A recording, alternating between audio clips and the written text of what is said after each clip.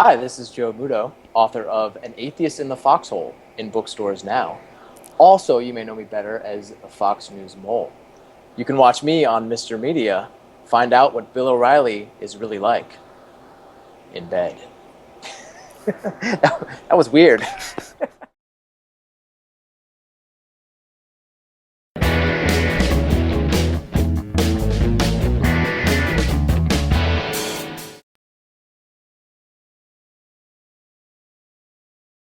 Today on Mr. Media, I'll talk to former Fox News and Bill O'Reilly TV producer Joe Muto. He's the author of a terrifically entertaining new book, An Atheist in the Foxhole, a liberal's 8-year odyssey inside the heart of the right-wing media. Stick around. What doesn't kill Fox News only makes it stronger. How? I'll never know. Who are you people anyway?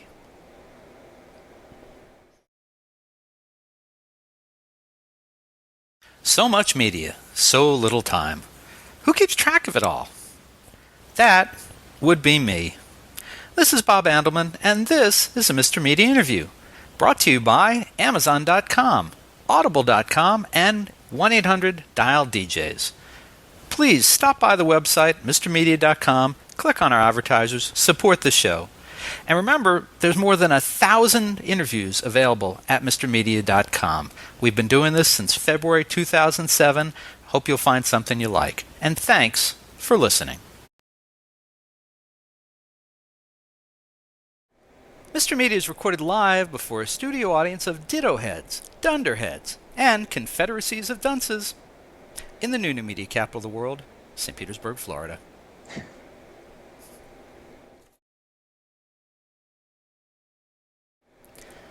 The funniest thing about Joe Muto's new book is that it took him less than 48 hours to undo an 8-year career as a TV producer at Fox News, and 323 pages to prove he was in the wrong business all along.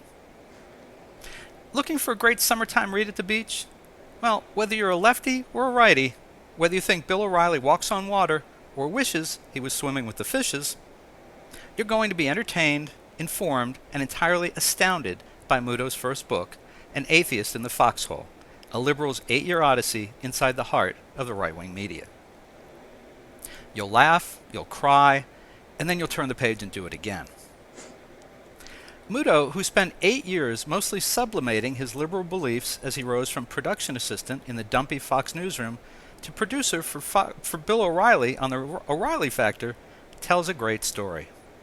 Actually, he would make a smart advisor on Aaron Sorkin's HBO series, The Newsroom. In fact, he probably would have done well to tell his true story behind the scenes at Fox News as a Ramana Clef. You know, disguising the facts in the same fair and balanced ways that Fox News itself does. The essence of Muto's story is that after 8 years of holding his tongue, and his nose, as a Fox News employee, something happened that he simply could not abide. He contacted the Gawker website and became known as the Fox Mole, a career that lasted significantly less time than Anderson Cooper's time hosting The Mole for ABC. Cooper's mole work led to CNN. Muto's brought him to Mr. Media. You do the math. Now, you don't have to love or hate Fox News to enjoy Foxhole. It's just a good story, well told, with insight into the most confounding major network in American television history. And with that, Joe Muto, welcome to Mr. Media. Thanks so much for having me. It's good to be here. Good to have you. Enjoyed reading the book. And I got a really simple question. Maybe we could just end the interview after this question. But what took you so long to create an exit strategy? Reading the book, I probably should have left years and years ago. I probably should have ran screaming out of the building shortly after the 2008 election. I don't know what kept me there so long. If it was comfort, if it was, you hit a certain inertia with work. Part of it was I was pretty good at it. I was, to toot my own horn, which I spent 330 pages doing, as you well know. I was good at what I did. I was a good producer. Even though I didn't agree with the politics of the place, I generally found the work interesting and engaging. So it wasn't, I don't want to give the impression that I was, angry for 8 years every single day, 24/7. There were some enjoyable moments at the office. Well, that's one of the things that I think comes across so well in the book is that, once you accepted that this is where you were going to work, you went in, you did a job, you did the job well, you moved up, you were recognized, you were seen and moved up. But I got to tell you, I was thinking about this.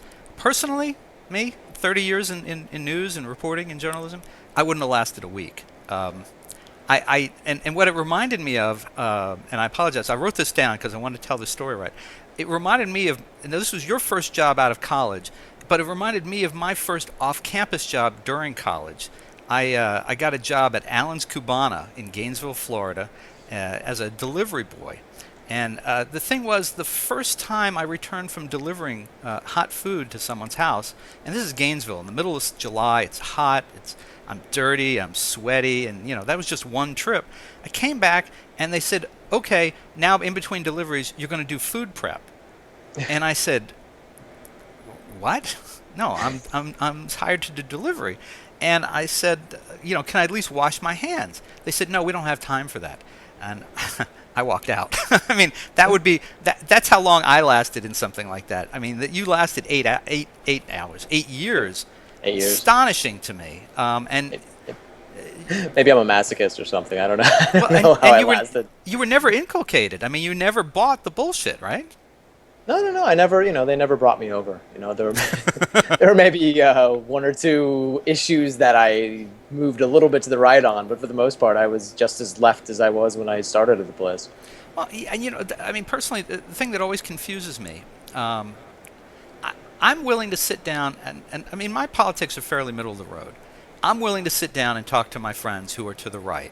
I have lunch with a buddy who I disagree with on everything politically. I mean, absolutely everything. He sees day, I see night.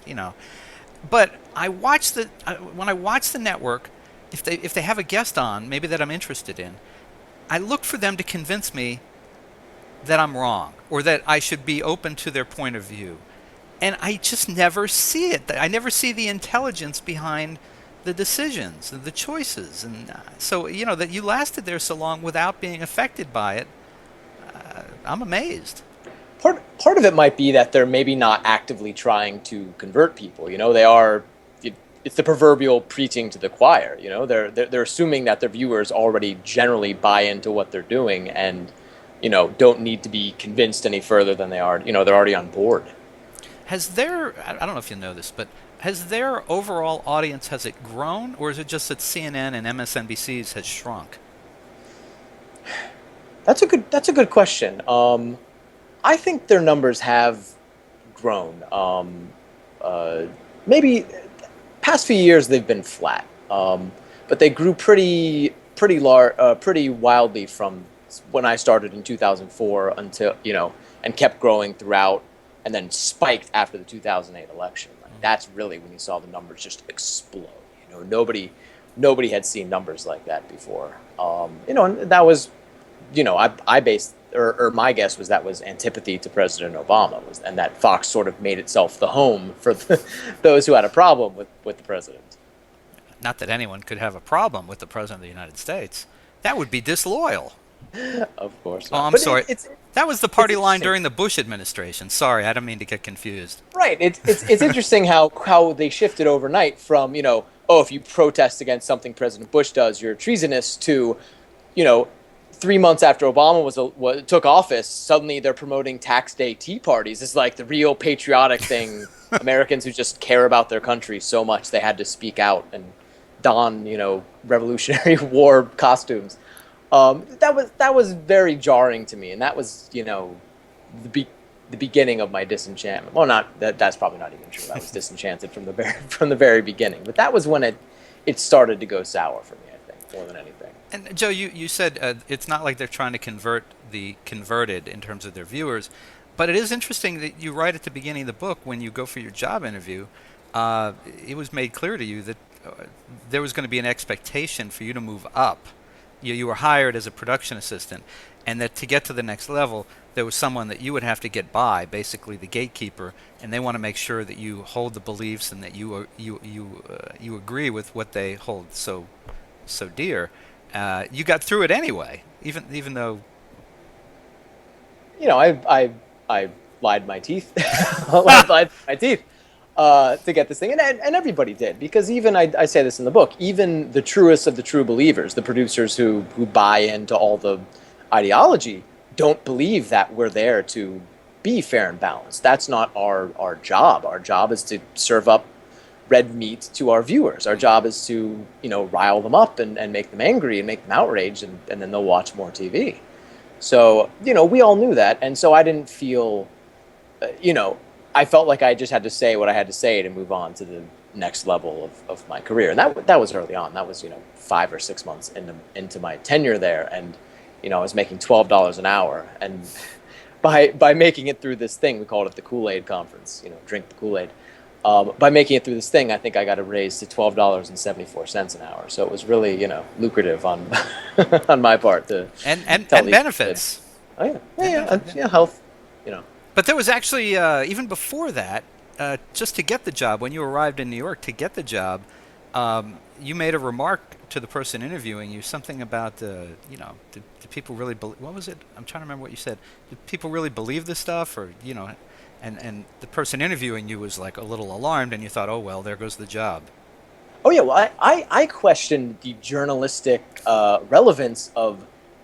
They were covering at the time this missing lady, Lacey Peterson, who had been ended up getting her husband was convicted of her murder eventually, and they were covering this a lot. They were covering it 40 minutes out of every hour, and I questioned that. I said, are there, do people who work here, are they angry that they have to cover tabloid stories like that? And the woman interviewing me was, got really chilly all of a sudden. It had been a warm interview up to that point, and she suddenly goes, "Oh well, we would never question that, because that's what our viewers want to see, and we're here for our viewers." And my first tip off right there. I did think that I had blown the job interview at that point, but they called me 2 weeks later and offered me a gig, so who knows. Well, and that was actually, I think, one of the B storylines in the first season of the Newsroom was this whole pushback from the owner of the news network in that show. Jane Fonda and her son are pushing for more, more tabloidy stuff, more right-wing kind of stuff, and there's this whole Newsroom contingent. It's like, do they really believe this stuff? Does anyone really believe it? And there you go. Funny you bring up the Newsroom. I enjoy that show. I do get maybe some PTSD flashbacks watching it. But they got a lot of details right, except for the degree that people in cable news are obsessed with ratings. Because people in cable news are completely obsessed with ratings, and they would never look askance at their boss telling them to get the ratings up. They would never ever think that was an unusual request. Do you think no one at CNN has been asking for it for the last 2 or 3 years, because they haven't done anything to? I mean, that guy, the CNN president, the old guy, John Klein, lasted so much longer than anyone thought he was. He was just failing and failing and failing, and finally they brought in Jeff Zucker, who is at least shaking things up. I don't know if it's working quite yet. Well, it's being the entertainment industry. Klein will probably be running a major studio any day, because they tend to fall upward. Yeah. What would be some examples of things that might possibly only happen at Fox News, I should say? I don't want to confuse the two. Fox is where they have The Simpsons. Fox News is where they have Hannity. So maybe it is pretty similar. Anyway, can you think of some examples of things that probably could only happen at Fox News? I mean, going down, getting off the elevator in the lobby and seeing Geraldo talking to, Gene Simmons from Kiss or something like that. That actually happened to me once. I was like, huh, that's interesting. That could only happen at Fox. I never worked inside another news organization, so I can't speak, with a great degree of accuracy as to what it's like inside other places. But one thing about Fox that I've spoken about, and that people who work at other news organizations have been surprised about, is the level of sort of fear and paranoia amongst the staffers. People were honestly convinced that the newsroom was bugged, that there were audio listening devices installed by President Roger Ailes in the ceilings of the newsroom, and that he was listening for disloyal talk and liberal viewpoints. So people I didn't 100% believe it, but I didn't entirely disbelieve it either. Like it seemed within the realm of possibility that this actually took place. So I think that level of paranoia is probably pretty unique to Fox News. Well, when you find out, as we have in the last few months, the level of listening that the NSA is capable of, and then reading your book, the suspicion that people working there had that Ailes could be listening, allegedly could be listening. You're welcome, Roger. It doesn't seem beyond the pale that that could be possible. Although I would have to qualify it by saying I don't think that Roger Ailes is listening. I think Roger probably has people who are listening Yes, because Roger has to watch the channel at the same time. Right. But So he has a security team. But we found out, right around the time I was being fired, we found out that the fuller extent of News Corp's hacking and bugging activities in England. So it's not a huge reach to assume that they're doing something similar in the United States. Exactly. And by the way, folks, I should have said spoiler alert. Yes, he got fired. So much for the surprise ending of the book. And I'm kind of curious. In 8 years there, I mean, I kidded at the beginning of the show about your not having an exit strategy until that point. Did you? I know the answer because I read the book, but did you not apply elsewhere over the course of time and look for jobs elsewhere? Should have thought of that. Now that you mentioned it, there were other applications. Over the years, nothing sort of panned out, and by the time that I was ready to leave for good, and I knew I just had to get out, or I would, jump out a window. I was pretty burned out on cable news as a whole. I was like, I'm pretty done with this industry. So it didn't seem like applying for other cable news jobs was something I wanted to do. So what I wanted to do was write, which is how I ended up talking to Gawker. I wanted to be a writer for them. That's how I ended up as the mole. Well, I'd like to talk about that, but I also feel like if we do too much, it kind of gives away an interesting twist at the end there. But in terms of the writing, I meant what I said. I mean, I told you this before we started the interview. I think this book reads incredibly well. I can't believe that you weren't doing writing or publishing during those 8 years. It seems like in 10 years you're going to look back and go, "Damn, I wasted those 8 years. Best years of my life at Fox when I could have been writing. And look at all the output I would have had." It's a really good book. Well, I guess I could always say I was researching. I was doing research for my first book. So I'm glad. Thank you. That's a great compliment. I'm glad you enjoyed it. And I always wanted to. I set out to write something entertaining and funny and that people would enjoy reading, not just a screed against Fox. Now, did you ever read a book called Primary Colors back? Yeah. Did you?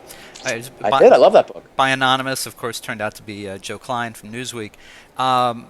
It's almost a shame that you didn't think to do that here. That would have been a much better Fox Mole job to have written that and done it as Romana Clef, which is true facts but disguising the names and certain things. And then because what I felt really bad about when I got to the end of the book, I wanted the same detail from inside Sean Hannity and Glenn Beck's operation. I wanted you to go back in and then write a book about each of their operations, and unfortunately, that's not going to happen now. I agree with you. That would have been a great way to go with this. I'm not 100% happy with the way it played out. I maybe wish I had exited a little bit more quietly. I don't regret leaving Fox. I was done with Fox. I couldn't take it anymore. But I do wish I had maybe I had a more dignified exit to my 8-year career. Well, let's talk about some of the stars of the story and of Fox News in general, because a couple of these people aren't necessarily stars of the story. They're in the story, but they're definitely Fox people, and you have some definite insight into them. And I have to start with Sarah Palin, who, since you've left Fox, has resurfaced there. And first of all, I wondered if her being let go and then coming back when you were gone, if there's some connection between the two of you. Was there like a secret romance that had? Well, yeah, that's why she left in the first place. She couldn't take it without me. Without me in the building. No, Palin, I don't talk about her too much in the book, but there's a pretty, I think, memorable section in the book where she first shows up, and I was not one bit surprised when they fired her because, as I say in the book, she was just not working out. She was a horrible. They hired her for on-air analysis, and she was terrible at it. And she didn't make an attempt to even be good at it. She was just, she was lazy, like she was as a governor. It sounds like, she didn't want to put in the hours, or even the minutes. It would take her minutes to prepare for each segment. Didn't even want to do that. You mean like what newspapers do you read, Governor? Sorry, go ahead. Yeah, none of them. She said all of them. She meant none of them. Yeah. No, but when they fired her, and I said, oh, yeah, of course they fired her. She was giving them nothing. She's not even that popular amongst people who are inclined to like her in the first place. But then a few months later, they hired her back, and that was that just a month or two ago, I think they hired her back. And that was shocking to me. I was shocked. I cannot understand why they would bring her back. She brings nothing to the network. She's not a serious person, and she's not even entertaining anymore because she just repeats the same talking points. She's not even giving good red meat. They brought her in for red meat. She's not even bringing it. My guess is maybe she just wanted too much. When it came time to renew the contract, she wanted a bit too much money, and they said, you're not worth it. And she stormed away in a huff, and then, came back hat in hand a few months later. That's my guess. For a little less money. Yeah, that makes sense. Yeah. That makes sense. And I got to ask you this, because one of the things that a lot of people say is, okay, maybe she's not that bright, but she's really good looking. I haven't really bought into that. I mean, I mean no disrespect, and I don't want to lower this, but at Fox, looks are very important. I mean, you're right about that. The blonde bimbo type anchor is is very important at Fox. You've been up close and personal with Governor Palin. Is she that good looking? She's pretty good looking in person. I'm not. Right. I'll give her at least that. She is a if you're familiar with the term MILF. Yeah. she is very, very attractive woman, and she is charismatic. Okay. When she entered Fox, her first appearance there as a contributor, she entered like a conquering hero, and people were lining the halls and like applauding her, and she was doing the prom queen wave like she was on a homecoming parade float or something like that. It was a real sight to see. So I will not take that away from her. She has charisma. She has looks. She just doesn't have anything interesting to say or add to the conversation. Okay, well that's fair. And I said just based on seeing her on TV, I just never really got that part of it. All right, let's talk about another prom queen from Fox, Sean Hannity. What is the deal with this guy? I don't get it. I've tried watching him. I tried watching him when he was opposite Alan Colmes. I've tried watching him alone. It just seems like he's as far off the deep end as Glenn Beck, but it's not seen that way. What's the deal? Yeah, he is the hackiest of all the hacks to me, Sean Hannity, and to just live his life in this constant state of anger and vitriol, towards Democrats and towards President Obama. I mean, O'Reilly is no stranger to anger, but even he is not, I think, as constantly angry and derisive as Sean Hannity. And in Hannity's case, to me, it's kind of an act. He's not, he's a broadcasting professional. When the mic's off, he's slapping backs and shaking hands with Keith Olbermann in the green room. They were pals, I think, at one point, which is so bizarre. So Hannity is he's popular, but he's only second, or even at this point third in the Fox lineup. This new show, The Five, which is the panel show at 5 p.m. is wildly popular. So that seems to be doing pretty well, and is sort of usurping Hannity at number 2. Well, and that brings us to, speaking of the lineup, Megyn Kelly, who is announced. It's been announced she's going to get her own primetime show. Everyone's trying to figure out, well, where? Where are they going to fit her in?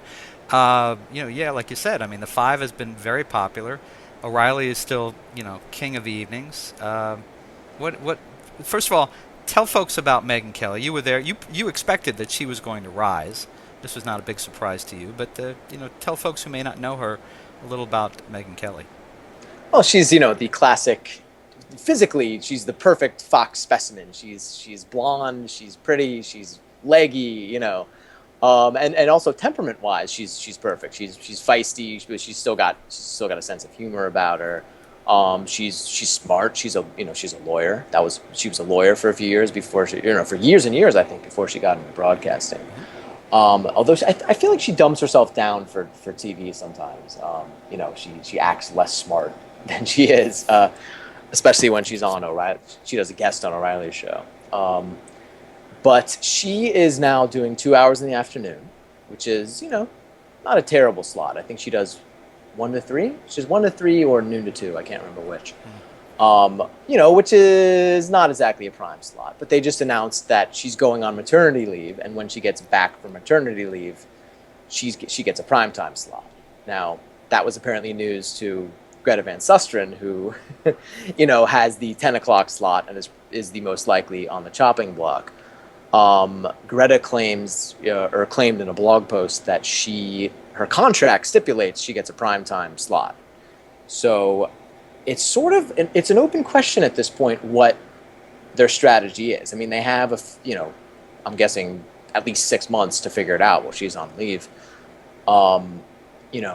My guess is maybe they're going to try to force buy Greta out of her contract or something. That's my best guess. Or maybe they'll offer her a weekend show or something like that, weekend prime time.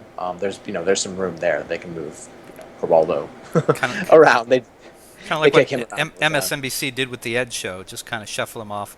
Even though he was popular and drew and he certainly walked the company line if there is one, but he got shuffled off to weekends. Do you think it's that certain that it's Greta? I mean, it couldn't possibly be Sean and it couldn't be Bill, right? Yeah, they'll take Bill they'll take Bill's show from his cold dead hands. He intends to die in that anchor chair, I think, when he's 95 years old.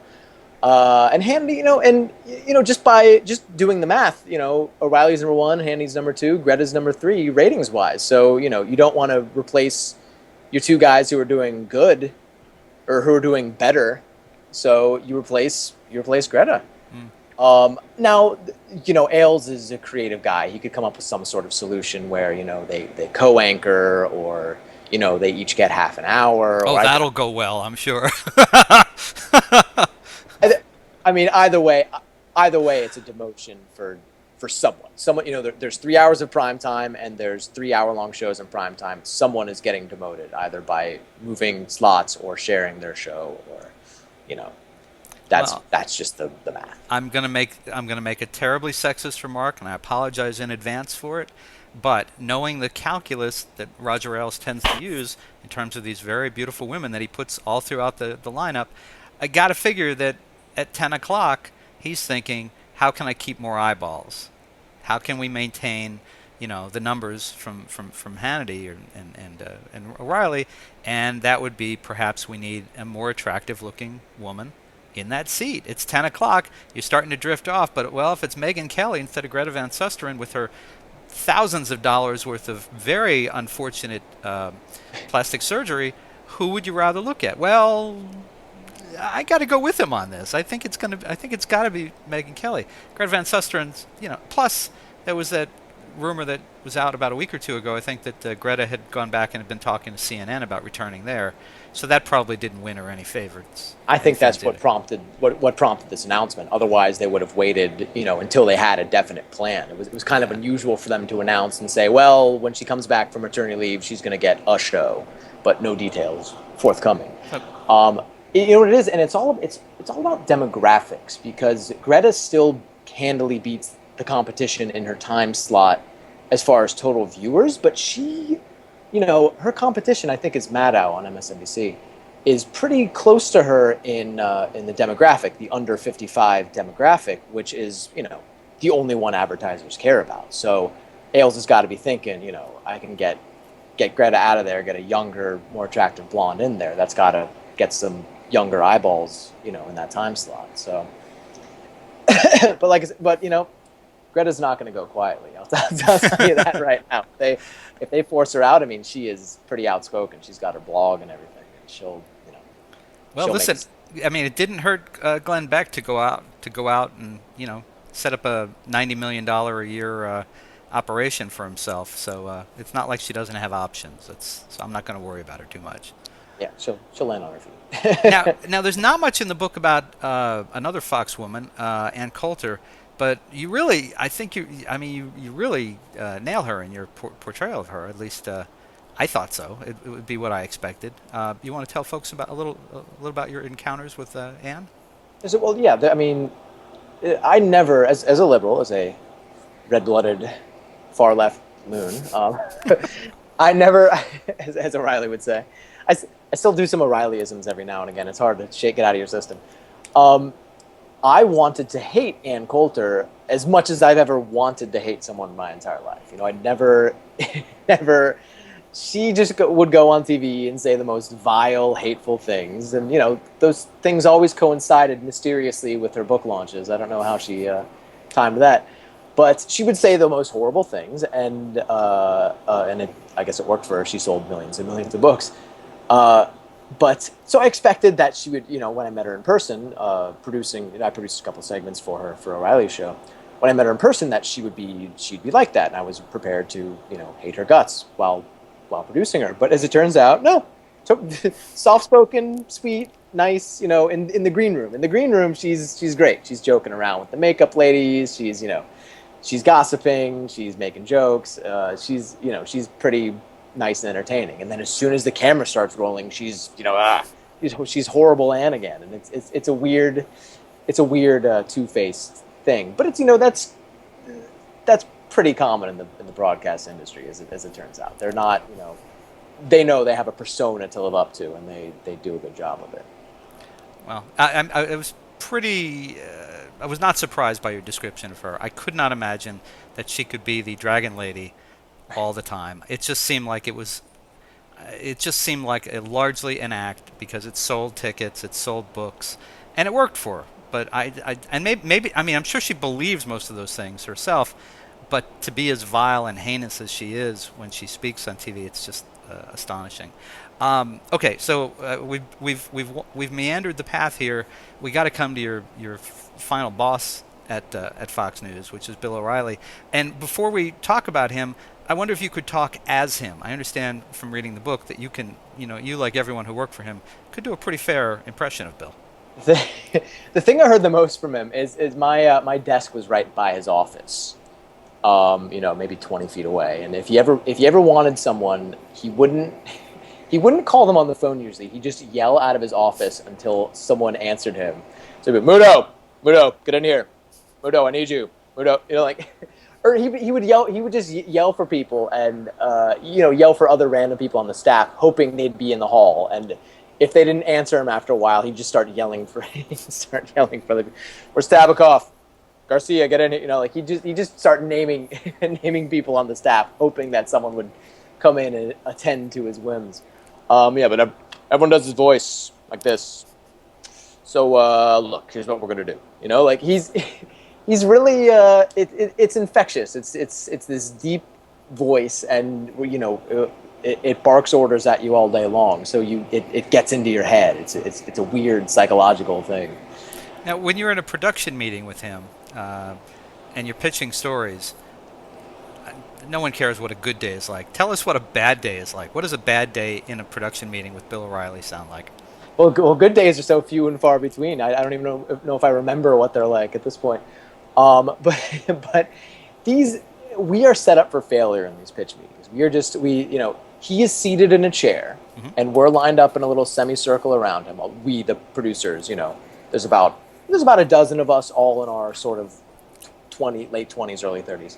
And we're standing. He's seated, we're standing in a semicircle around him. We've all got our little, computer printouts in our trembling hands. And and he sits there and he just points. He goes, Muto, you're up. What do you got?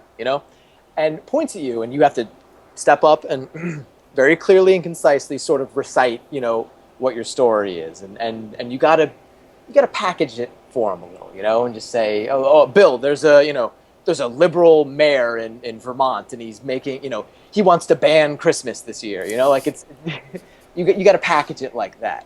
Now that would have been a good pitch. He would love that pitch. He loves the Warren Christmas pitches, but those pitches are few and far between. Normally what happens is you pitch something and he tears it to bits, You're like, nope, boring, nope, too small, we can't do that. That's too, and that's if you're lucky. If you're lucky, he'll just dismiss it curtly and say, move on to the next story or the next producer. If you're unlucky, he'll be like, that is the dumbest pitch I've ever heard. I don't know how you could even think that would make it onto the show. And then he'd launch into a lecture. The rest of you, listen to that pitch. That was terrible. I want nothing like that. You guys need to, step it up, improve your game, that kind of thing. So if you're lucky, he'll just dismiss it quickly. If you're unlucky, he'll either get angry or, make fun of you and call you an idiot. And it seemed like from what I read that the worst thing that could happen is not only does he shoot you down and you go down in flames, but the person who has to pitch after you has got it even worse because he's really pissed off now and he thinks you're an idiot, so he's going to think the next person is even bigger idiot, even if they have a good idea. Yeah, one bad pitch can poison the entire staff, and they all hate you. Their good pitches don't make it through. But then, if you have a pitch and you think it's a good pitch and he shoots it down on a Monday, you try to pitch it again on the Thursday, 3 days later, and he'll take it sometimes because, he forgets it. He has a lot on his mind. He'll forget that you pitched it in the first place. Or, it really does depend on his mood. Sometimes you can, if he's in a good mood, he'll be more receptive to, wackier pitches, I think. The thing that comes across in the book, and then you actually come out and say it near the end, is that despite not agreeing with O'Reilly on his political takes or his stances on a lot of things, the reader comes away with a strong feeling that you respect him. And you talk about that at the end. You come out and say it. But I think it was actually clear, and this is one of the things I liked about the way the book was written. You can read the book, and this is why I think people who are Fox News hounds, if you will, people who support Fox News, who may think that it's disloyal to read a book like this, they should read it anyway because it's interesting to get your stories describing him. But at the end, you literally come out and say, I can't. I think you said something to the effect of, you don't hate O'Reilly. You actually kind of admire him because he works really hard. He's very well organized. He knows what he wants to do. It's not like Palin coming in day after day, being unprepared, not having anything to say. When if O'Reilly gets the talking points the supposed talking points that the left has and the right has and that circulate, O'Reilly has his own intelligent take on it. You don't have to agree with it, but he has his point of view and he works at it. And, it comes across, you say, you do have a grudging respect for that. He does, yeah. I compare it to like your, conservative uncle, having to put up with him at Thanksgiving or something like that. That's the kind of, you can't completely hate the guy even if you disagree with him. And he is, and you're right. There is a work ethic there. And there's a vision that he has for the show, and it's entirely his vision. There's not a lot of other anchors have an army of producers who sort of step in and fill in all the intellectual gaps. O'Reilly's not like that. With the show, it is all him. It's his it's his viewpoint. He writes the whole script himself. He'll dictate it on the car ride in, which is a fascinating process to observe. And I do have a respect for him to that extent. He's been number one in his time slot in the ratings for, going on 14 years now, I think. And that sort of thing doesn't happen by accident.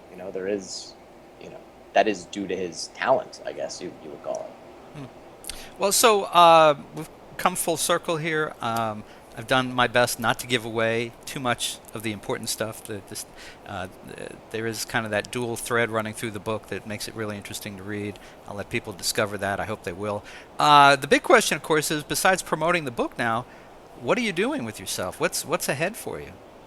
Well, I am working on my second book. Uh, it will not be about Fox News. I know, I know. I think that well is dry now. Like I think there's nothing. I've scraped the bottom of the well. There's nothing left. I think it'll be fiction. I'm talking with the agent, seeing what's hot out there. Maybe a Harry Potter ripoff. We'll see. we'll see what's selling. All right. Hunger Games or something like that. And also, I'm doing. I do have another job as well. Not in the news, thankfully, because I was burnt out on the news. So I am. I'm working for a tech startup here in New York. So I'm not completely destitute as Good. Glad to hear as that. many people predicted I would be. So I'm pretty happy about that. But it was a wild ride at Fox. I don't really regret any of it though. I don't think I regret a single minute of it. Very good. All right. Well, folks, listen. You can find an atheist in the Foxhole, a liberal's 8-year odyssey inside the heart of the right-wing media, written by my guest today, Joe Muto. It's in great stores everywhere, or you can order it right now at a great price here at MrMedia.com. If you're watching the video on the site, just below the video, look right over there, most likely. Yeah. So, Yeah, I don't think you want to point to right. right here. Yeah, that's a little too. I That's got just your book right here. Yeah, I got your book exactly. There should be a cover of the book there somewhere, maybe covering something else up. But there should be a copy of the book there. You can click on it right now. It'll take you to Amazon. You'll get it at the best possible price. Joe, you've got a website. I think joemuto.com, JOEMUTO.com. That is correct. And I think you're on Twitter and Tumblr. I am. Yeah, at Joe Muto on Tumblr, and I think. Yeah, and you can go to my blog or my website, joemuto.com, to find my Tumblr site, which I probably need to start updating a little bit more now that I'm a semi-public, slightly internet infamous person. I would do that. I think the next thing you should put there is probably your Mr. Media interview. That's what I would do. Actually, not a bad idea. Interesting idea. Yes. Well, I really did enjoy reading the book, and I really do recommend it to people on whatever side they're on, because it's just really interesting to get inside that operation and learn something about it. And I hope you'll have equal or greater success with your second book, and you'll come back and talk to us about it then. Absolutely. Thanks so much for having me today. My pleasure. Thanks for joining us, Mr. Media, today.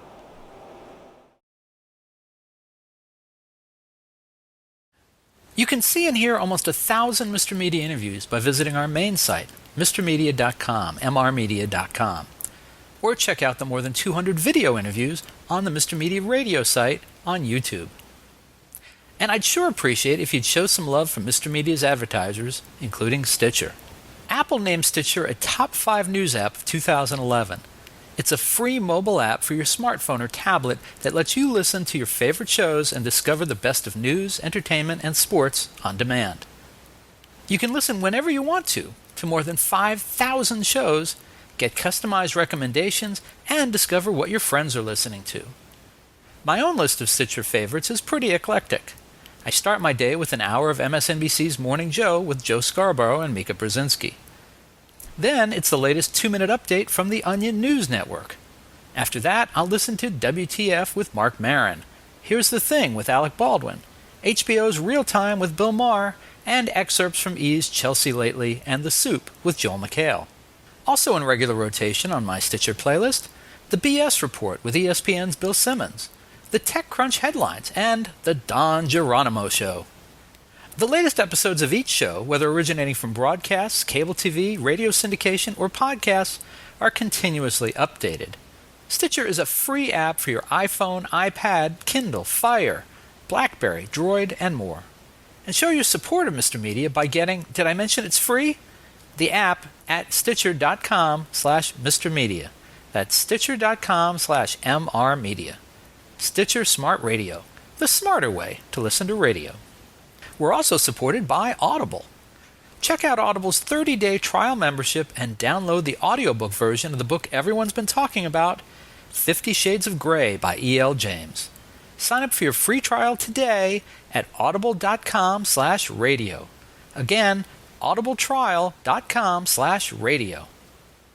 And finally, if you need a disc jockey for a wedding, bar mitzvah, corporate event, or just a big old party, please consider calling 1-800-DIAL-DJs, the party authority for all your party entertainment needs. You can call 1-800-DIAL-DJs or go to their website, 1-800-DIAL-DJs.com, and tell them Mr. Media sent you. And thanks for listening.